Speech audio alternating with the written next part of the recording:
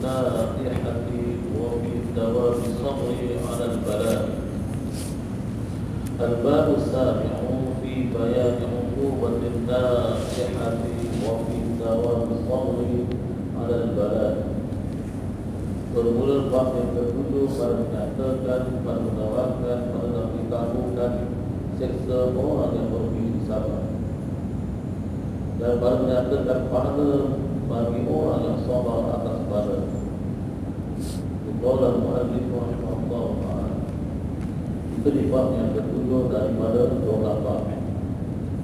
12 bab ini ditajuk kepada Tahbirul Rafi'in, tentang ilmu hadis, menyatakan tentang peringatan bagi orang yang lalai, penjagaan bagi orang yang lalai, yang mereka yang albar dalam kehidupan seharian.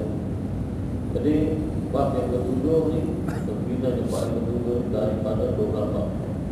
Salah-salah 12 bab masing-masing yang sudah bertemu. Jadi bab yang ketujuh ni digabungkan. Tengok.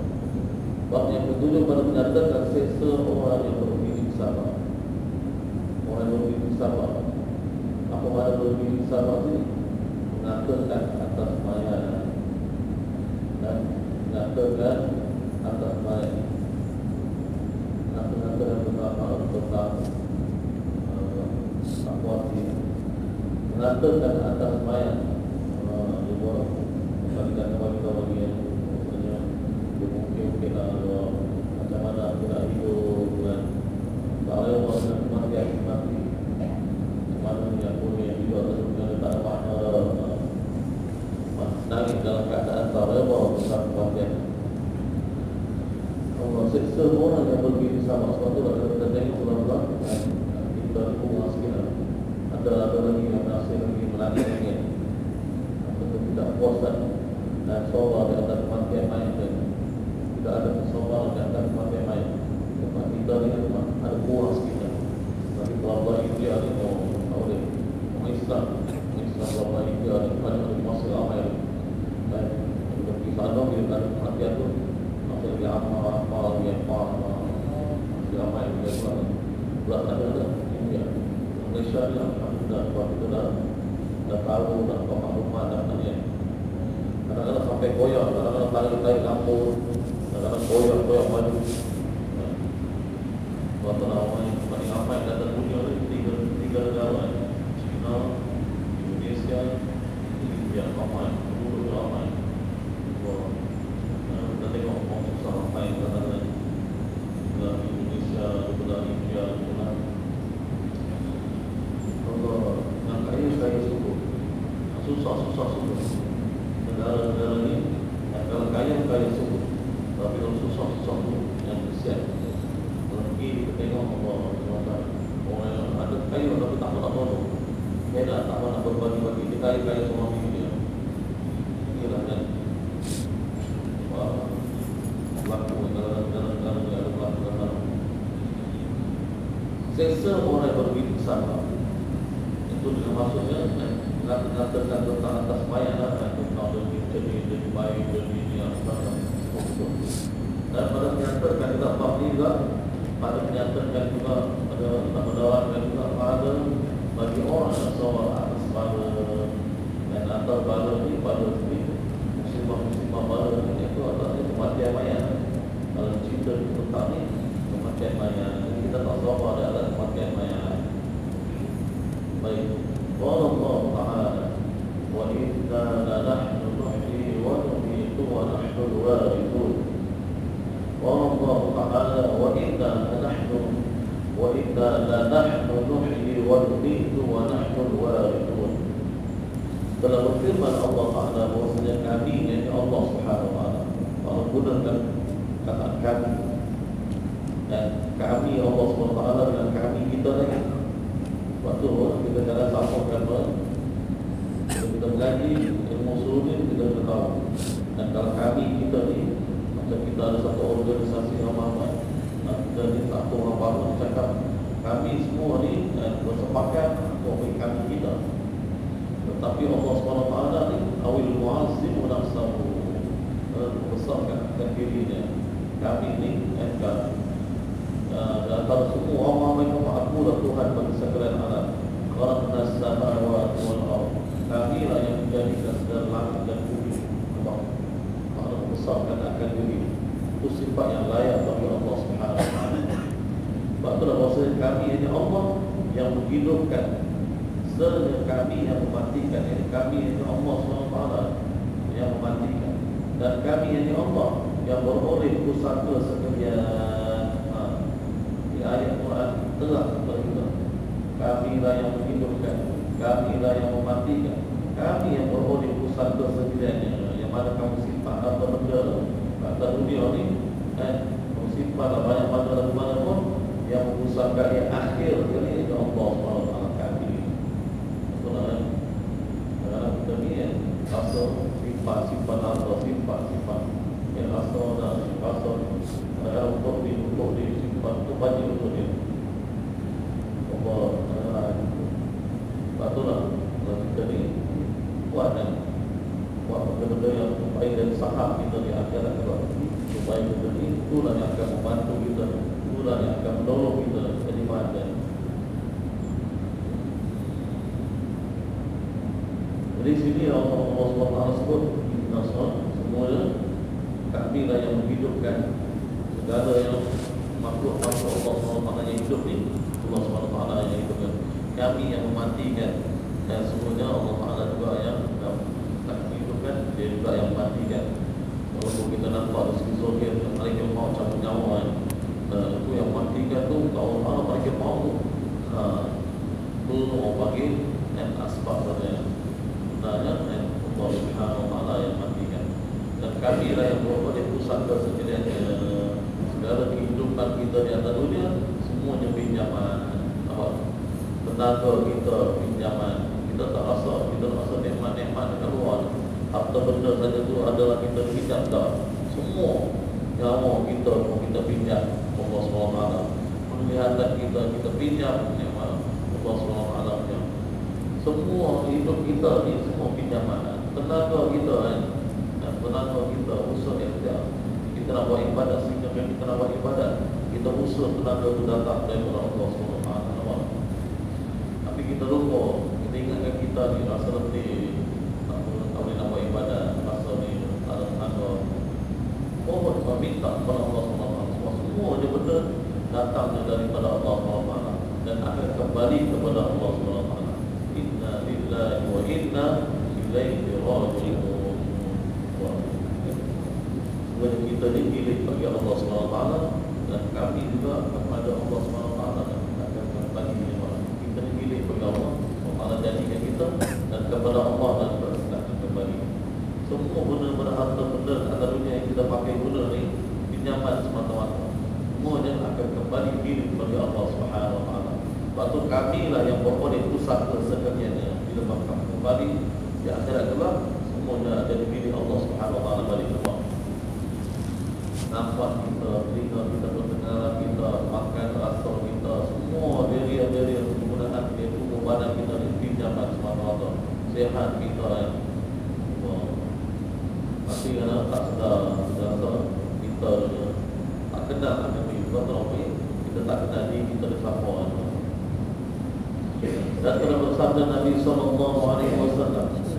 lagi akan dikeluarkan orang menangis berbilik sabar. Baik, kata Rasulullah SAW tentang orang berbilik sabar ni, apa tentang orang tidak sabar dengan kematian dan tidak sabar dengan bala-bala kematian, ataupun mengatakan tentang perkara-perkara manusia mayat, mengatakan kata mayat. Lagi akan dikeluarkan, kata Rasulullah, lagi akan dikeluarkan orang menangis berbilik sabar. Orang yang berbilik sabar itu akan keluar nangis di dalam kubur. Bila mana duduk dalam kubur, dia akan keluar dalam keadaan menangis orang berbilik sabar. Padahal kusut dan pakaian. Kusut maksudnya itu kusut rambutnya, maksudnya kusut sini itu kusut rambutnya. Rambut itu kusut. Padahal kusut rambutnya dan pakaiannya orang yang menangis orang berbilik sabar itu, dan pakaiannya minyak kitron.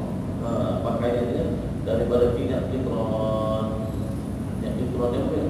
Minyak Kitrah ni orang minyak paling panas, minyak paling panas sekali nampak. Minyak kitrah ni minyak yang paling panas sekali. Bila mana nak bakar ni, dan akan digunakan minyak kitrah di akhirat. Minyak gelaran nama kitrah. Pakaian tak ada pakaian dengan minyak dah. Minyak untuk bahan bakar baru dah. Bubuk minyak baru dah abadan. Jadi pakaian. Dan dua tangannya orang berbiji sabar itu dia atas kepala dia letak di atas kepala. Dua tangan dia letak di atas kepalanya. Kepalanya orang berbiji sabar. Jadi itu orang berbiji sabar. Berseru-seru dia orang berbiji sabar, berseru-seru. Memanggil dia. Dan segala malaikat berkata amin. Dalam keadaan seruan-seruan itu, panggilan-panggilan itu, dan segala malaikat berkata amin, amin. Kemudian maka dimasukkan dia orang berbiji sabar ke dalam neraka. Inilah dia kita orang berbiji sabar keluar daripada kubur dalam keadaan apa kebusuk-kebusuk, pakaian dia daripada minyak yang panas, dan dua tangan dia diletak di atas kepala, dan serta berseru-seru memanggil dia dan berseru-seru memanggil mayat mati itu, memanggil gelaran orang ni sian dia memanggil kata segala malaikat berkatalah amin. Inilah akan disiksa oleh kamu ni. Maka malaikat awak dia dimasukkan dia orang yang berbiji sabar ke dalam neraka Allah Subhanahu wa taala, masukkan dalam neraka. Dan telah bersabda Nabi sallallahu alaihi wasallam, yang terlebih jahat suara kepada Allah Subhanahu wa taala ini dua jenis. Baik.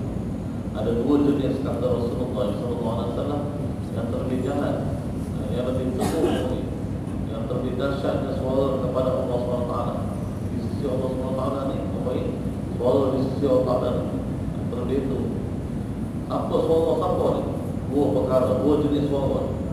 Di sisi Allah Subhanahu wa taala ni teruk, di sisi Allah Taala. Apa dia? Pertamanya suara nadihah. Nadihah ni apa ni? Nadihah ni suara yang meratap. Suara yang meratap atau berteriak. Teriak bila kepada kematian mayat. Itu orang panggil suara nadihah. Nadihah ni orang panggil suara orang yang meratap. Meratap dan meratap bunyi macam mana bila ikut dunia ni. Dan agak bila tak ada ilmu, kadang-kadang kita tengok kaji tadi lah masih hidup di atas dunia ni. Ada kata ada contohnya ada tempat rapat contohnya, ataupun ada mak ayah dia, ataupun ada seorang lagi masih hidup tu kita tak mahu betul-betul tiba-tiba masa mati dia pula macam mana ni kan, terus orang minta maaf ni, orang pula minta maaf ni. Dalam keadaan di hidup atau dunia ni ada ilmu yang kata-kata bermayat, meratap pada mayat tu. So bagaimana dia ni meratap pada mayat ni, suara yang Allah benci sekali, suara yang paling Allah tidak suka, suara yang jahat, dipandang jahat di sisi Allah SWT. Waktu lah jenis suara ni, dua jenis suara ni kena ada. Satu suara orang yang meratap, kedua suara serunai, tiupan serunai. Banyak orang yang serunai, tiupan serunai, tiupan bunyi serunai tu main. Serunai tiupan tu apa dia tidak suara yang dibenci oleh Allah Subhanahu wa taala. Main tiup serunai dan tiupan yang dibenci oleh Allah Subhanahu wa taala. Jatuhnya. Dan tiada seorang diseksakan dengan dosa seorang. Tiada seorang diseksakan dengan dosa seorang. Maksudnya Tuhan bersangat marah. Tiada seorang diseksa dengan dosa seorang, yang maksudnya akan diseksa bersangatan di sisi Allah Subhanahu wa taala.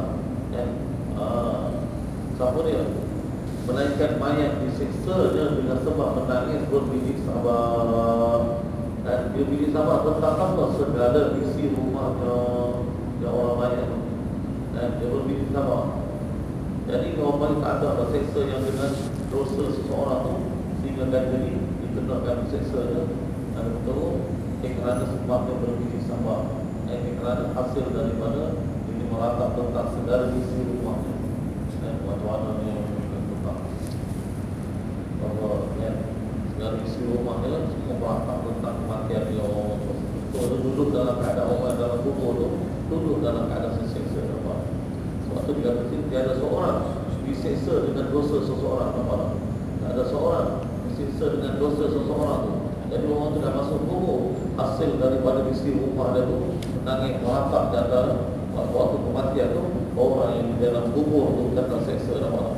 Maksud bila mana orang tu duduk dalam keadaan tu, mayat, menaikkan mayat tu akan diseksa dengan sebab menangis dan berpikir sama segala isi rumahnya apa, segala isi rumahnya, anak dia, isteri dia, dan semua menangis kerana kerugian seorang yang apa. Katalah anak dia seorang, sahaja anak dia seorang, dan lalu menangis ataupun isteri dia, anak dia menangis, macam mana aku nak hidup ni, suami aku dah mati dah ni, kerana tidak faham tentang tidak rela dengan kematian suami dia, tidak rela dengan kematian ahli-ahli dan sebagainya. Itulah berkata tiada seorang diseksa dengan sebab dosa seseorang tu, iaitu yang bersangat dan murka di sisi Allah SWT ni. Kalau sangat murka pada seorang tu, kena dosa dia melainkan tiga kan, dia kata melainkan posisi tiga kan, orang tu dah masuk dalam kubur, mayat tu akan diseksa juga dengan sebab menangis memiliki sama segala isi rumah. Orang dalam rumah dia menangis, ingatkan dia, orang dalam kubur tu kena seksa nampak. Waktu kalau ada balik ke saudara mara kita yang menangis itu suruh senyap. Tak kita pun reda dengan kematian dia. Waktu kita reda dengan tiba reda ni ada hikmah di sebaliknya. Allah angkat dia kan. Semua tu kita kena tahu. Dan kamu dah tak reda dengan bermasa kemudian dia lagi masa tak boleh nak hidup masa dia mulai. Itu boleh menyesakan mayat dalam kubur. Apabila disebutkan mereka itu, apabila disebutnya orang bagi mayat tu, mereka itu mana? Iaitu isi rumahnya. Apabila disebutnya mereka itu mayat, mereka itu isi rumah. Semua sebutan orang yang nak tetap mayat tu. Mayat ni lah yang tolong banyak, mayat ni lah yang menyebabkan kita orang hidup stres. Mayat ni lah ada mayat yang rajin tolong orang aja, tapi orang tak ingat kan masa di suatu hidup. Tiba-tiba kemudian itu satu dan terpapar kewan dia. Dan dengan sebab kematian itu hidup dia berubah, dan hidup orang lain pun jadi berubah dan susah dan ini. Waktu jaga tu seorang tak harga dia. Maka memalulah balik zamannya, maka memukul memalu sini, memukullah balik zamannya atau balik zamannya penjaga neraka Allah SWT. Memukullah orang yang di dalam mayat yang di dalam kubur itu, dan hasil daripada bagi sahabat segala isi rumah dia. Maka kata balik zamannya kepada zamannya, engkau adalah disebut oleh waris kamu dengan sifat ini maksudnya. Dan kau ni diseksa disebabkan disebut oleh waris kamu dengan sifat ini apa? Jadi kamu tahu tak kenapa kamu diseksa ni? Waktu dah kita wasiat. Dan kita wasiat bila aku pergi, bila aku tak ada nanti, dan jangan nangis, jangan bergaduh kerana harta atau nama halaman kami ambil bergaduh tentang harta. Apabila tuan, tak tahu bila nak stop, tak berhenti. Bergaduh kerana harta, adik-beradik tak tahu, adik-beradik kita yang mengaji ni, kita anggap harta benda tu tak ada maknanya. Cuma kita renung kata hadis dalam hadis kursi kata Allah SWT, jikalau harta benda dunia, jikalau dunia ini ada harta, dan saya pun takkan beri minum kepada mereka orang kafir apa. Kalau ada harta sebesar sayap nyamuk, nak cerita sebesar sayap nyamuk tu kecil lah, sebesar nyamuk. Allah SWT membandingkan dengan sekarang, jikalau dunia ini ada harta sebesar sayap nyamuk, dan saya orang kafir tak minum walaupun sedikit air lawan. Nak cerita tak ada harga rasuk, tapi kita ni tu rasuk ada harga. Dan tu nampak duit tu lah mainkan. Dan duit tu dia bangga tadi, dia asuh kita daripada kecil. Guna duit. Kalau tak ada duit tak boleh hidup. Kalau tak ada orang ni tak boleh hidup. Kalau tak ada ni tak boleh hidup, nampak. Dia asuh kita, dia asuh daripada kecil ni. Tak ada kita nak asuh dengan zikrullah boleh mengenyangkan kita. Kita tahu dia ada zaman nanti akhir zaman akan ditipu oleh dajjal, fitnah dajjal yang besar, oleh dajjal jinak dan sebagainya. Dan bila mana sampai waktunya, masa itu bukan naik nak makanan, dan zikir Allah boleh mengenyangkan kita nampak, bukan dengan duit, tetapi kita jadi asal daripada kecintaan yang besar dan kita dah di-rush, kita tidak dia asal daripada kecil lagi, dan duit mainkan orang ada duit tahun ini, dan habis. Sebab itulah kita ni kena semua kita serah rezeki dan dijamin oleh Allah SWT. Wa ma min dabbatin illa 'ala Allahi rizquha. Kita yakin biar ujian-ujian binang kamu dulu itu, kita kena yakin, kena cukup. Kita tahu ini adalah rezeki daripada Allah SWT. Kita tahu semua rezeki-rezekinya datang daripada Allah SWT. Wa ma min dabbatin, itulah manusia-manusia itu Allah yang buat ibarat kan, binatang-binatang yang melata di atas dunia, dapat. Allah gunakan perkataan dapat, termasuk manusia. Manusia apa? Binatang-binatang yang melata. Rupanya Allah membandingkan umpama binatang kita. Dan ilmu mantik dikatakan dengan makna binatang kat kita cuma beza. Binatang yang dhaif yang boleh bertepik, binatang beza kita manusia ni binatang yang boleh bertutur. Binatang yang boleh bertepik tu macam binatang limau, anjing, dan kerbau, lembu dan sebagainya. Ini binatang-binatang yang melata. Binatang-binatang yang panggil yang boleh bertepik, macam kucing, piau, dengan ayam ni. Tetapi kita ni manusia, orang ini binatang juga. Orang lain kata binatang juga, tapi binatang yang boleh bertutur. Dan hayawan natiqun, hayawan dipanggil binatang juga, binatang yang boleh bertutur. Natiqun, yang boleh bertutur. Bertutur itulah dipanggil kita ni. Rupa-rupa kita ni umpama binatangnya. Jadi lalu kalau siapa yang berikan rezeki? Illa 'ala Allahi rizquha, yang berikan rezeki ni Allah SWT. Yakin benda ni orang ini percaya kepada kita.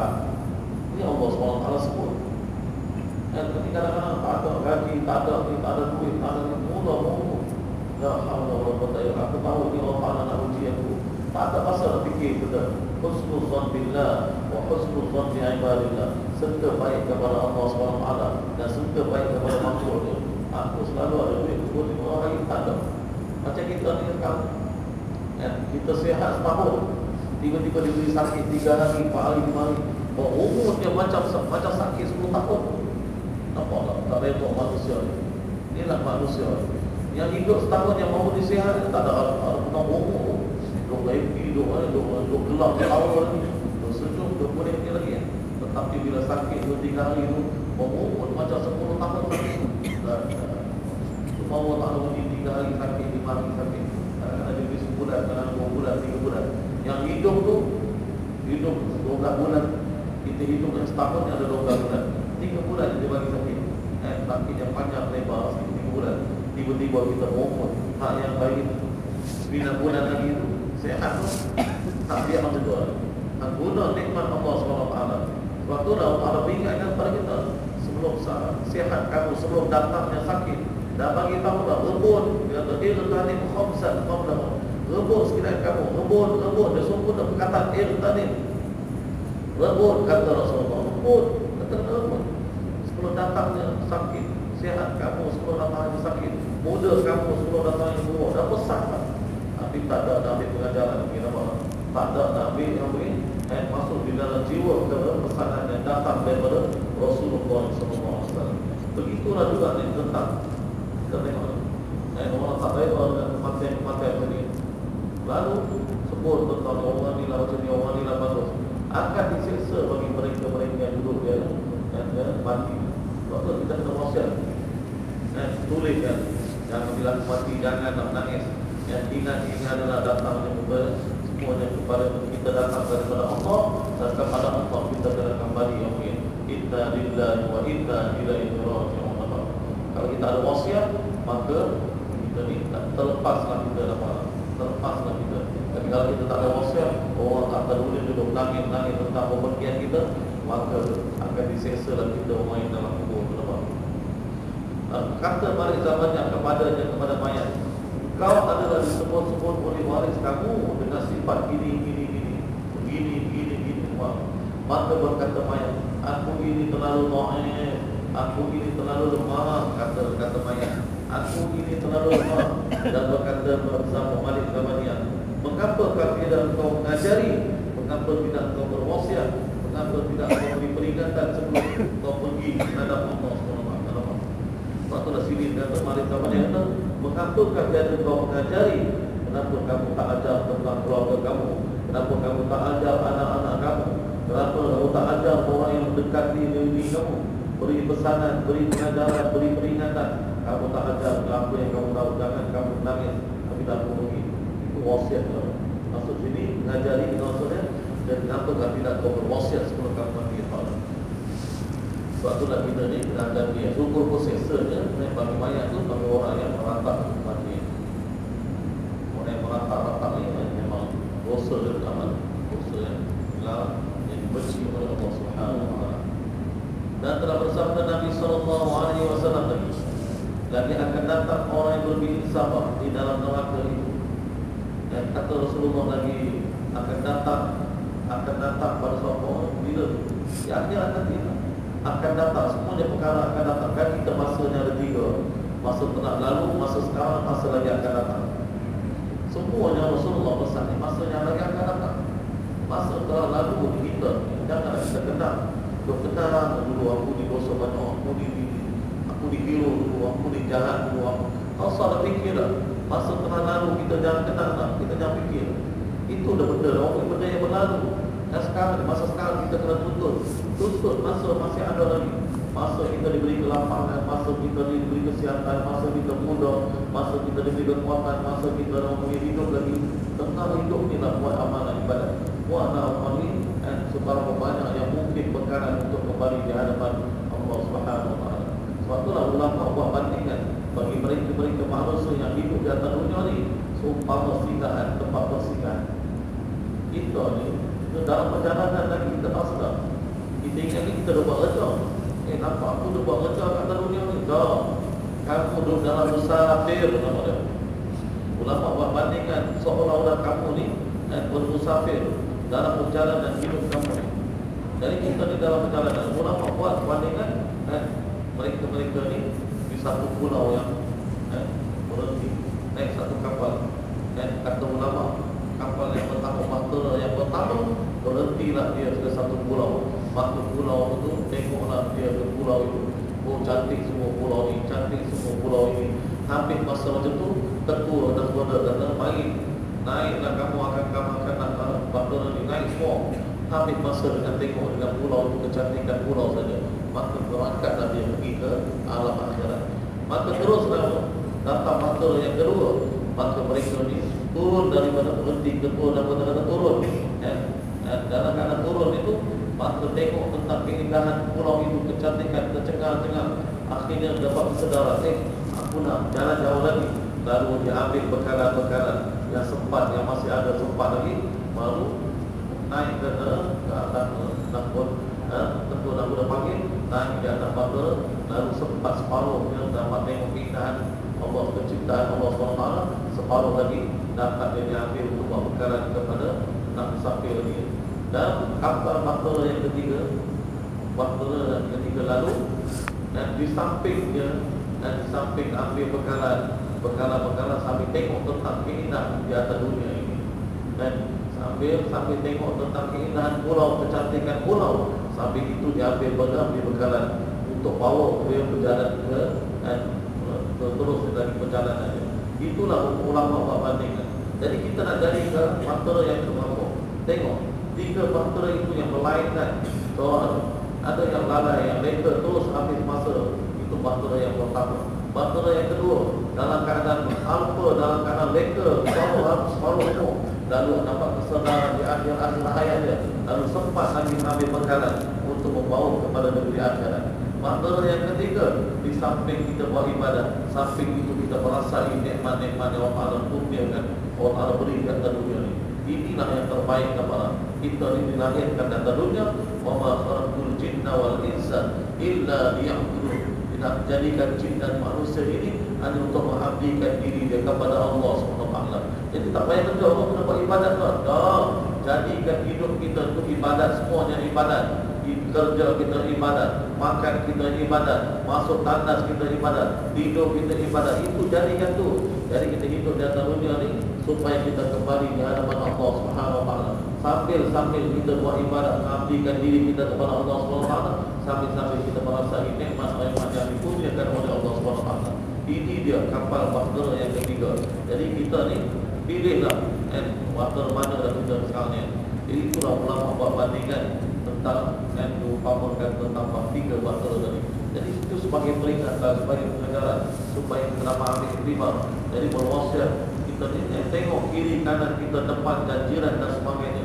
Kita tengok diri kita tengok keluarga kita, berwasiatlah kita, memberi pesanan kita, beri nasihat, beri semua tu orang panggil agama kita dapat. Agama kita ni ad-dinu nasihat. Agama ni sepatutnya nasihat, bukan kata mengata. Kadang-kadang ada sesuatu tak faham, kita kata kata. Agama kita nasihat. Dan sekali pun tak diambilkan pengajaran, nasihat dulu. Ikut anggapan kita dia tak ambil pengajaran. Mungkin seribu tak ambil lagi, mungkin sebulan dia akan ambil pengajaran. Nampak? Mungkin lepas tahun. Sebab hidayah bukan di tangan kita.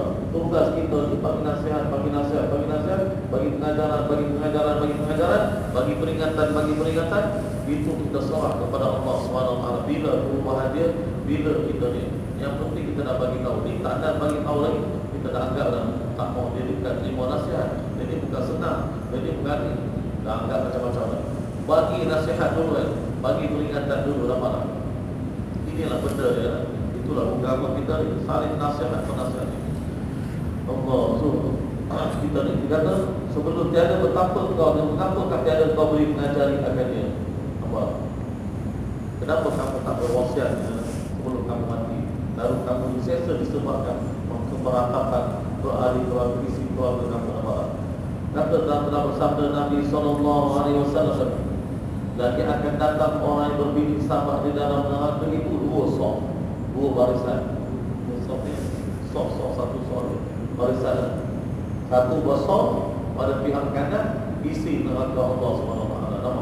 Dalam orang berbiji sahabat ni, orang yang merantap ketika kematian ini, di dalam neraka Allah SWT ni akan berbaring dua barisan. Satu sof pada pihak kanan, ada dua sof yang kedua, barisan yang kedua pada pihak kiri isi neraka Allah SWT. Satu sebelah kanan, satu sebelah kiri. Dua-dua duduk dalam neraka Allah SWT. Padahal berteriak-teriak ia orang berbiji sahabat itu yang dalam keadaan menangis-nangis, berteriak-teriak seperti berteriak-teriak himar dan anjing. Kemudian dua binatang yang kemudian, dan walaupun kejadian yang dijadikan oleh Allah SWT, tapi bunyian itu dibencinya. Dan himar ni antara bunyi yang paling teruk sekali di atas dunia. Pernah dengar bunyi himar? Dan himar ni pernah dengar? Pernah dengar? Satu doki kenapa himar ni campur dengan kuda kan? Dan himar jadi himar. Dan berteriak himar. Dari bunyian himar. Himar banyak. Himar ni ada orang sebut dalam Quran khas. Ceritanya himar ni orang macam bodoh kan. Allah sebut dalam Quran, kama talil himar yahmilu asfara bi'sa matal qawmil ladzina kadzabu bi ayatina faqad.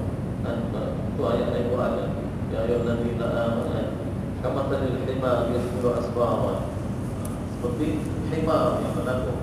Dari himar ikut dia mengerat ke mana pun dia bawa. Bubuk pun tak dapat dia bawa. Dia jadi macam angkung kan tu dia tak kira. Itulah ini berteriak-teriak memang anjing. Betul akan ada musuh satu di sebelah kanan dan sebelah kiri neraka. Dua-dua dia berteriak-teriak, nangis-nangis memang berteriak-teriak mengata-kata tentang seperti himar dan seperti anjing. Dan telah bersabda Nabi SAW sikit lagi. Bila mati seorang anaknya seorang, maka dibawa oleh malaikat rohnya anak kepada langit. Siapa anak-anak yang mati waktunya di atas dunia ni, maka dibawa oleh malaikat rohnya anak itu kepada langit. Dan setiap kita manusia yang ada roh, akan diangkat rohnya kembali kepada langit. Ada beberapa roh yang tak boleh, dan ada beberapa roh yang tak akan naik ke langit, yang syirik kepada Allah Subhanahu Wa Taala, yang berhutang kepada waktu kita dengarkan dia beberapa perkara yang disebut dalam dan rohnya malaikat apa-apa rohnya kalau pada langit tak boleh tembus langit. Pasal apa? Pasal banyak berhutang. Yang kedua, kerana orang kerana syirik kepada Allah Subhanahu Wa Taala. Apa orang nampak ni bayang-bayang hantu ni sebenarnya roh yang tak boleh naik ke langit ni orang hantu Allah berkata. Maka berkata Allah Ta'ala, hai malaikatku, betapa hal kau tinggalkan hamba-Ku serta kau ambil anaknya. Berkata Allah Ta'ala kepada hai malaikatku, betapa hal yang berkelakuan, betapa kelakuan kau dan kau tinggalkan hamba-Ku. Macam mana kau ni kalau kamu tengok kelakuan hamba, kamu ambil nyawa anak dia, kau ambil roh anaknya, dan buah hatinya itu isteri-isteri, buah hati isi rumah isteri dia, dalam keadaan buah hatinya hamba. Kadang-kadang kamu ambil isteri dia, kamu ambil orang yang disayangi, kamu ambil anak dia. Macam mana kelakuan orang yang kamu tinggal hamba-Ku itu, nampak? Hamba-Ku yang tinggal tu macam mana kelakuan dia? Kata Allah Ta'ala kepada malaikat dan kamu malaikat yang kami nyawa. Dan Israel, malaikat Israel itu kami nyawa. Dan bila mana suatu ketika nak ambil nyawa dia malaikat maut ni ataupun malaikat Israel waktu diberikan tugas dia sendiri pun tak mau nak ambil nyawa. Ni apa orang mungkin orang ni atau apa mereka mahu ni sibuk yang nyawa orang ni sibuk yang nak dipersalahkan mari zamannya. Lalu mari zamannya takut dan terima. Lalu Allah turun ba'al bahasa Allah dan kau bimbang setiap satu perkara tu ada sebabnya. Sebab aku mati mamat tu sebab sebab aku mati ni sebab sakit ni sakit jantung, sebab aku sakit ni sakit kejiwaan ni, sebab aku sakit ni. Tak kata mereka mau, padahal mati itu mereka mau nak cabut nyawa. Baru mereka mau kata ya aku terima tu kan. Tidak mereka mau tak mau cabut nyawa. Ada juga sebab orang salahkan mereka mau semua. Tahu? Yang tukar ambil nyawa ni memang mereka mau. Mereka Israel. Jadi oleh kerana Allah berikan sebab ada sebab. Sebab tu lah mereka mau ambil nyawa, orang tak bersalahkan mereka mau lagi. Lalu bila mana dia ambil nyawa seorang anak seorang tu ataupun dia ambil akan mati dia ambil orang yang disayangi, kata Allah Ta'ala, hai mereka mau macam mana kelakuan pentinggal hamba tu, dalam macam mana keadaan dia ketika kau ambil orang yang disayangi, ketika kau ambil orang isteri dia, kau ambil anak dia, macam mana keadaan pentinggal hamba tu. Dan dalam keadaan kau ambil anak dia, kau ambil buah hatinya. Dan iaitu hamba itu mengetahui. Dan walhal iaitu hamba itu mengetahui. Dan dalam keadaan hamba itu tahu. Dan dalam tahu dan berdiri. Dan datangnya adalah datang daripada Allah SWT dan takdirkan daripada Allah SWT orang ini mati, orang ini buah hati dan turun. Dan iaitu walhal iaitu hamba itu mengetahui. Dalam keadaan dia tahu, kamu ambil nyawa anak dia, kamu ambil orang yang disayang, kamu ambil buah hati dia, macam mana keadaan dia? Maka sembah malaikat ya Tuhanku, aku tinggalkan akan dia hamba-Mu, padahal sabar dia hamba dan akan bawa akan ketentuan-Mu. Allah ni apa ini? Akan ketentuan-Mu. Jadi aku tinggalkan hamba-Mu dalam keadaan dia sabar, dalam keadaan dia orang ini boleh sabar dengan ketentuan yang ditentukan oleh Allah. Itu kata malaikat kepada Allah SWT. Dan syukur akan nikmat-Mu, tetap dia bersyukur dengan nikmat yang Allah berikan. Mana tak syukur? Yang syukur bukan syukur sini, syukur yang jenis tu bukan syukur hati dari sejak tu. Bolehlah kawin satu lagi, bukan syukur kerana tu. Dan syukur sini, syukur yang dikatakan maksudnya syukur dengan nikmat yang Allah berikan kepada dia, dapat sabar tentang nikmat kurnia Allah. Ini dah syukur. syukur ni aku nak dapat rumah aku terbakar. Lepas ni ganti rumah aku dapat 2 juta. Itu syukur lain tu. Bukan syukur tu. Syukur sini maksudnya dapat syukur. Aku ni duduk apa dia hamba pun ni bersyukur kerana dia dapat sabar tentang kematian, tentang kekasih dia, tentang membuah hati dia, tentang orang yang kesayangan yang kamu ambil tu. Dia syukur dengan kepergian mereka. Dia syukur dengan kurniaan yang Allah Ta'ala. Walaupun kamu ambil anak saya, dia tetap dalam keadaan reda, dalam keadaan reda dengan kepergian semua tadi. Itu apa? Syukur akan nikmat. Maka berkata Allah Ta'ala kepada Malik Ridwan, penjaga Malik Ridwan, penjaga surga Allah. Tadi Malik zaman yang penjaga. Okey. Jadi Malik Ridwan, malaikat Ridwan, perbuat olehmu akan dia hamba sabar. Perbuat olehmu akan dia hamba yang sabar. Dari itu rumah di dalam surga daripada bawah arasy. Subhanallah. Kamu binakan dia satu rumah di dalam surga daripada bawah arasy. Rupa-rupanya orang yang sabar, orang yang tidak meratap ketika kematian, orang tidak ada kesedihan, tidak ada rasa yang dapat kesabaran dengan pemergian orang yang tersayang, pemergian anak dia tu. Allah akan bina dan Allah akan jadikan satu syurga daripada bawah arasy Allah SWT. Dan aku namai akan dia rumah itu, iaitu syurga tu dalam di bawah arasy tu, yang rumah orang yang sabar. Rumah sabar, rumah tu Allah Ta'ala berikan dia rumah sabar. Masya Allah, ganjaran dia mampu dia kan rumah sabar pada mereka yang sabar di atas kematiannya. Sabar tentang pada muslimah dikurniakan oleh Allah SWT.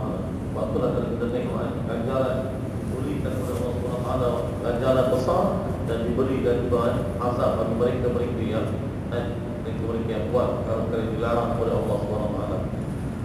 Allah, inilah hasil kurniaan rahmat daripada Allah SWT. Jadi kita pakai tahu benda-benda ini, dan kita berpikir sabar, dan kita meratap, dan kita wangi mengantar-ngantar ke atas mayat, ataupun berbilang-bilang di atas mayat. Ini namanya orang yang terbaik, orang yang jangan kita sebutnya. Kita sebut tentang kebaikan kita yang masalah, kebaikan mayat ini masalah. Tapi bukan meratap, bukan niat kita ni kita sebut tentang kebaikan itu supaya nak tiba itu lain. Bukan benda paling bagus waktu hidup ni. Jadi lalu kita nyatakan, tak ada orang boleh buat macam dia. Kita nyatakan supaya orang yang ikut kita jadikan niat tiba itu tak apa. Bukan kerana niat nak meratap. Tak ada rupanya macam mana ni nak kata tapanya, itu lain. Jadi dia akan menjadikan surga di bawah daripada bawah arasy Allah SWT. Dan nama surga itu ataupun nama rumah yang Allah bina daripada surga itu, itu rumah sabar. Besar ganjaran Allah SWT. Dan telah bersabda Nabi SAW bersama-sama akan kepada seorang anaknya, dan Allah Subhanahu wa ta'ala a'lam. A'udzubillahi minasyaitonir rajim. Bismillahirrahmanirrahim. Alhamdulillahi rabbil alamin, wassalatu wassalamu ala asyrafil anbiya'i wal mursalin wa ala alihi wa sahbihi ajma'in.